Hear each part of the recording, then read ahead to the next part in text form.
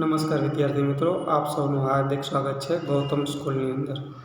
Unit number 5ની અંદર આપણે આગળ જોઈએ તો ચેપ્ટર ચાલુ હતું આપણે એન્ટ્સ એટલે કે કીડીઓ વિશેની વાતચીત આપણે કરતા હતા. જે એક કીડી છે પોતાના જીવનમાં કેટલું સ્ટ્રગલ કરીને આગળ વધતી હોય છે, જે આપણે આગળના ભાગમાં જોઈ ગયા છીએ. ત્યાર પછી જોઈએ such behaviour showing the adeptness of ants has been noticed and study by many. એટલે કે સચ બિહેવિયર, આવું બધું વર્તન, શોવિંગ ધ એડેપ્ટનેસ એટલે કે કૌશલ્ય, ઓફ એન્ટ્સ, આ કીડીઓનું કૌશલ્ય બતાવતા આવા વર્તનનો ઘણા અભ્યાસુઓએ અભ્યાસ કર્યો છે. Has been noticed and studied by many એટલે ઘણા બધા વૈજ્ઞાનિકોએ, નોટિસ એટલે ધ્યાનમાં આવ્યું છે, સ્ટડી એટલે અભ્યાસ કર્યો છે.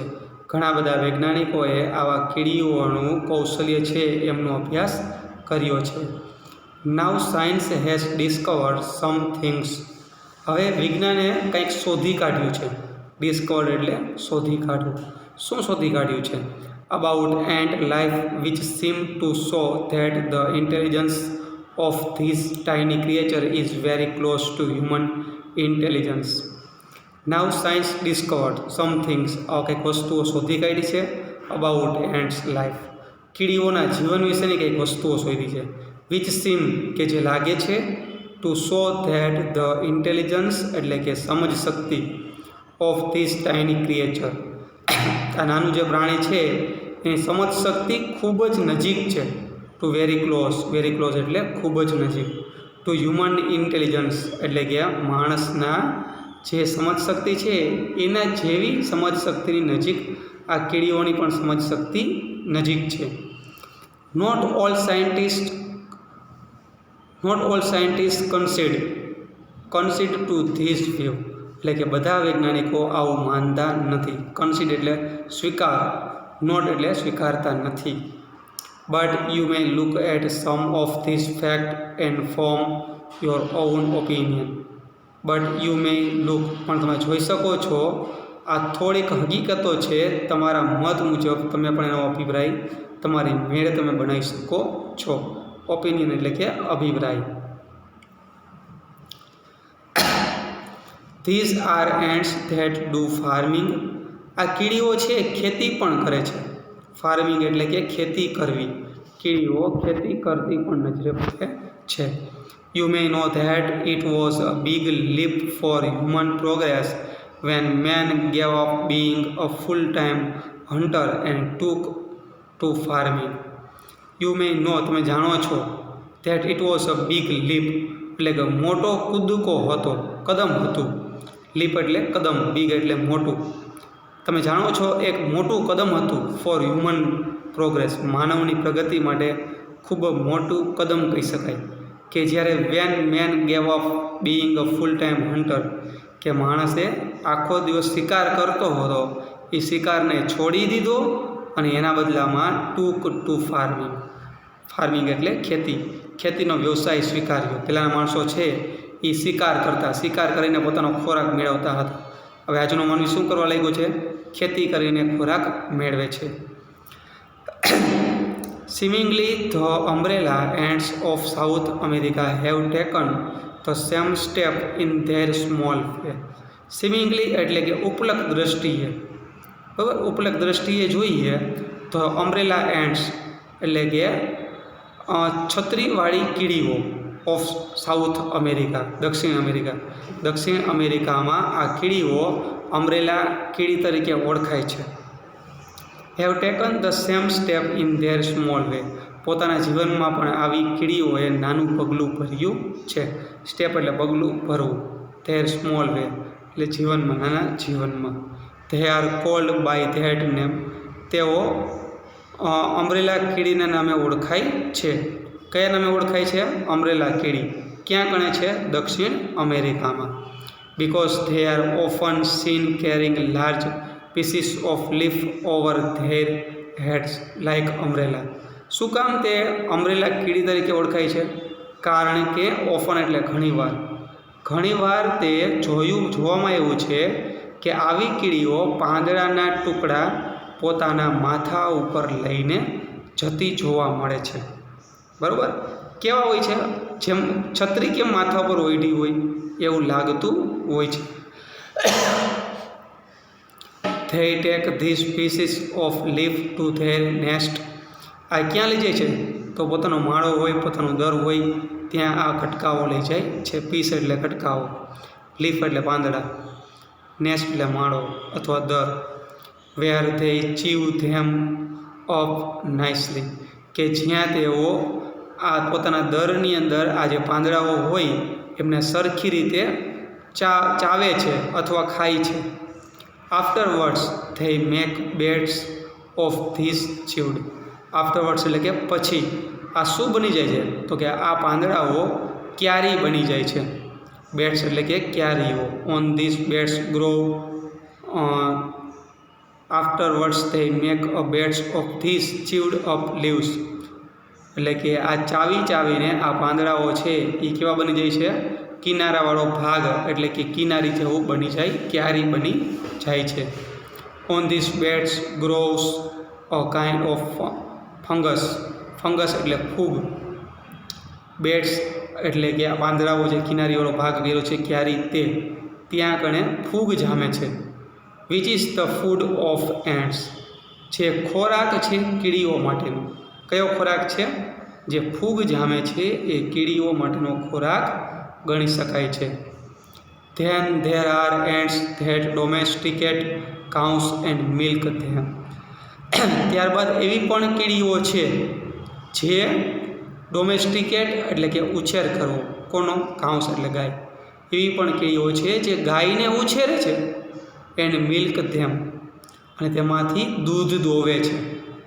જોયું છે ગાય જે હોય એમાંથી દૂધ છે દોવામાં આવતું હોય, દૂધ કાઢે. તો અહીંયા પણ ગાયમાંથી દૂધ છે એ કીડીઓ કાઢે છે. શું વાત છે! કેવું વિચિત્ર કહેવાય કે એક કીડી છે એ ગાયમાંથી દૂધ બહાર કાઢે, ગાયનો ઉછેર કરે છે કીડીઓ. આશ્ચર્ય બાબત કહેવાય. જોઈએ આગળ. What we have called cow are a kind of green fly. જે આપણે ગાય તરીકે ઓળખીએ છીએ ને તે હકીકતમાં શું છે? ગ્રીન ફ્લાય એટલે કે લીલી માખી છે. બરાબર? લીલી માખીઓને એ શું ઓળખે છે? ગાય તરીકે ઓળખાવે છે. પણ આપણી ગાયની જે કાઉની વાત થાય છે એ ગાય નહીં. These are found on rose leaves and on the leaves of beans. આ માખીઓ ક્યાં જોવા મળે? લીલી માખીઓ જોવા ક્યાં મળે છે? તો કે ગુલાબના પાંદડાઓ ઉપર અને બીન્સ એટલે કઠોળ, કઠોળના પાંદડાઓ ઉપર જોવા મળે છે. They give out a sweet honey like liquid. તેઓ આ જે લીલી માખીઓ છે તે સરસ મજાનું મીઠું જ્યુસ આપે છે, લિક્વિડ બહાર પાડે છે. કેવું લાગે છે? મધ જેવું મીઠું. લાઇક લિક્વિડ, મધ, હની લાઇક લિક્વિડ એટલે કે મધ જેવું પ્રવાહી હોય છે, મીઠું લાગતું હોય છે. વિચ ધ એન્ડ્સ રેલિશ અ લોટ એટલે કે જે કીડીઓને ખૂબ જ મજા પડે છે. લોટ એટલે ખૂબ જ. આવડું આ ખાવાની, રેલિશ એટલે કે એનો આનંદ માણવો. આ જે સરસ મજાનું મીઠું પ્રવાહી નીકળતું હોય એ ખાવાનો ખૂબ જ આનંદ કીડીઓ લેતી હોય છે.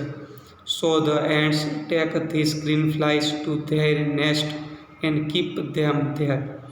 એટલે જ કીડીઓ છે એ આ લીલી માખીઓને પોતાના માળામાં રહી જાય છે અને માળામાં સાચવે છે.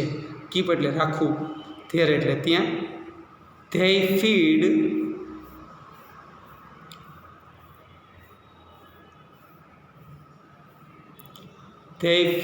them.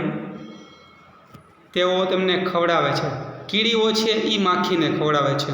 કારણ કે જ્યારે એમને ખવડાવશું તો આપણને તે મીઠું મધ જેવું પ્રવાહી આપશે ને, એટલે કીડીઓ સાચવે છે.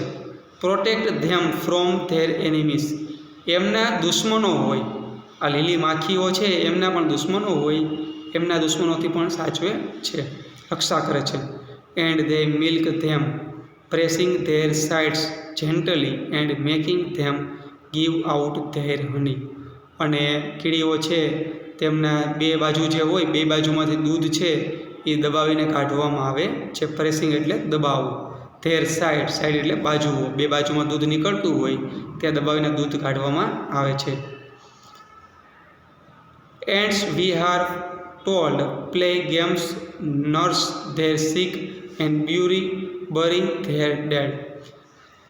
પછી શું કહે છે, એવું જાણવા મળે છે, એવું માલુમ પડ્યું, પ્લે ગેમ્સ કીડીઓ રમતો રમે છે, નર્સિસ ધેર સિક તેઓ માંદા હોય, સિક એટલે માંદું હોવું, નર્સ એટલે સારવાર કરવી, તેઓ માંદાઓની સારવાર કરે છે, એન્ડ બરી ધેર ડેડ, ડેડ એટલે મૃત પામેલા, બરી એટલે કે દફન કરવું.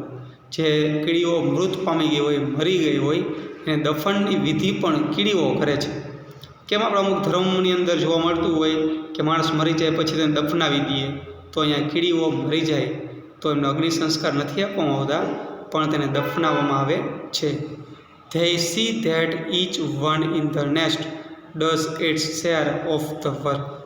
અહીંયા બધી જ કીડીઓ એક પછી એક પોતાનું કાંઈ પણ કામ હોય તે શેર કરીને કરે છે. એક બીજી કીડીઓ પોતે સાથે મળીને કામ કરતી જોવા મળે છે. And that no one is allowed to be indolent, એટલે કે કોઈ પણ કીડીઓને અહીંયા નકામું રહેવા દેવાતું નથી. ઇન્ડોલેન્ટ એટલે કે નકામું, કોઈને પણ અલાઉડ નથી, પરમિશન નથી, કે ઇન્ડોલેન્ટ એટલે કે નકામું રહેવાની કોઈને પરમિશન આપવામાં આવતી નથી. દરેકે કંઈક ને કંઈક કામ કરવું પડે છે. All this suggest that ants have highly developed social sense and perhaps some system of government. All these suggest એટલે કે આ બધું જ છે તે સમજાવે છે, બધું જ એવું જણાવે છે. that ants have highly developed એટલે કે આ કીડીઓ છે તે ખૂબ જ સુવિકસિત થયેલી છે. હાઈલી એટલે ખૂબ જ ઊંચું પ્રમાણની, ડેવલપ એટલે સુવિકસિત થવી, શેમાં? સોશિયલ સેન્સ એટલે કે સામાજિક પદ્ધતિથી ખૂબ જ ડેવલપ થયેલી છે. એન્ડ પરહેપ્સ કદાચ સમ સિસ્ટમ ઓફ ગવર્મેન્ટ, કદાચ સરકારી શાસન પદ્ધતિ હોય એમનાથી પણ સુવિકસિત થયેલી કીડીઓ હોય એવું જણાતું હોય છે. તો મિત્રો આપણે અહીંયા સુધી રાખીએ છીએ. નેક્સ્ટ ટોપિક નેક્સ્ટ લેક્ચરમાં કરશું.